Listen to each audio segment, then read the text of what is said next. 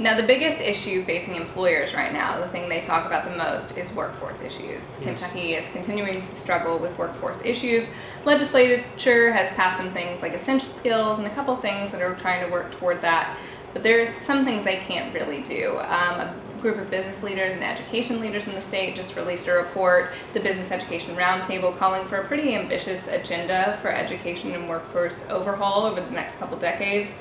And along the same lines, I know you're working on an executive order that has to do with workforce and education. So what do these two things mean for the future of education and workforce? Does it mean more funding for education, kind of systematic overhauls? What are we looking at in the next couple of years? It's interesting. This was driven by, WIOA is a federal program that in 2014 demanded of the states, give us some idea of how you're going to modernize these programs through which billions and billions of dollars flow across this country, more than $1 billion through Kentucky alone. And what kind of a return is the taxpayer getting for that? So this workforce that you just described has been working for some time and has come up with a multi-pronged approach, 4 primary tenets that really, in a nutshell, say what are we doing starting at the pre-K through 12 level? How are we preparing people, first of all, to enter the school world? How are we taking care of their educational process in that time in which they're in school? How are we using the voice and the influence of the business community into which those people are going to go to be part of that education process and the preparation process and to be able and willing to receive them? And then as it relates to post-secondary training as well, whether it's a traditional 2 or 4 year program or whether it's certifications, how do we bring all these things together using local dollars, state dollars, and federal dollars to get the best return on the investment? That's really what they're about. And so by mandate, we have been looking at this, and by executive order, I'm going to take these findings and implement them into place. And it's all good. There's no controversy in any of this. Everybody's excited by the possibility of what this means. But the proof is in the pudding. What really is going to come from this? And at the end of the day, we want to make sure that we are getting more people trained and ready for the real world. And the real world is one where you go to work and you pay your bills and you're part of society. And that isn't just you're going to be a perpetual student or you're going to be perpetually on the government programs, but you're going to be a worker, you're going to be a taxpayer, you're going to be somebody living the American dream. And that's really what we're trying to accomplish. There's no lack of money. I hate to say it. It's what we're doing with the money. Now there's never seemingly enough money, but if we could harness these dollars, I literally, just before you and I sat down to speak, I was in a meeting just right in there with my Secretary of Education and Workforce Development, Derek Ramsey, Secretary of Labor, David Dickerson, Scott Brinkman, who's the Cabinet Secretary. We were on the phone with Secretary Acosta at the Department of Labor and his Chief of Staff talking about ways in which we can work with the federal government to use all of the resources to get the best bang for the buck. I am confident that Kentucky is, I don't know of any other state doing a better job than we are right now of maximizing what we do have to get a good return. But it will take time. There's been a lot of inefficiency. We've got to let these seeds germinate, but we are going to start to focus on specific skills, specific training programs. We have, as you said, we've put in workforce development dollars. We put in $100 million. It was matched by another $150 million just 2 years ago. Kentucky, $250 million into workforce training. We're already reaping the rewards of that. Our apprenticeship program, we have well over 3,400 apprentices right now in Kentucky, hundreds of different companies that have active apprentices right now. We have Kentucky Fame, more than 200 companies participating in that, where students go to school 2 days a week, but then work 3 days a week at a job that's directly tied to what they're studying. These kind of things are already happening. We're going to continue to do more of them. We want Kentucky to be the center of engineering and manufacturing excellence in America. This is my vision, and this is what we're going to do. We're focusing on making that happen. And you're seeing money get invested in Kentucky like never before because people are starting to believe. I love it. Not only domestically, but foreign direct investment as well. Kentucky's leading the nation on a per capita basis on that front. So I'm excited by what we're seeing. And finally, the Medicaid waiver that you submitted to the federal government has been approved. That's been a fairly long process. Again, Yeah, been a fairly long process, but now it's been approved. That means changes will be coming to Kentucky's Medicaid system. When? And, kind of what can people expect to see, especially people who are on Medicaid? What can they expect to see during this transition? For anybody who's on traditional Medicaid, they're not going to see any change. And the people for whom Medicaid was actually intended, who are elderly, medically frail, Medicaid is really not typically the elderly. Depends on what you define as elderly. We have Medicare as well. But Medicaid tends to be people under the age of 64, we'll call it. But they have been medically frail. They might be pregnant. They might be single moms. They might be children. They might have disabilities.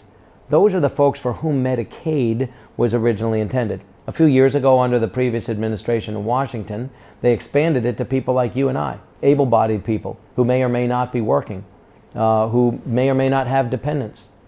But we are now eligible for Medicaid as well. It was never designed for them.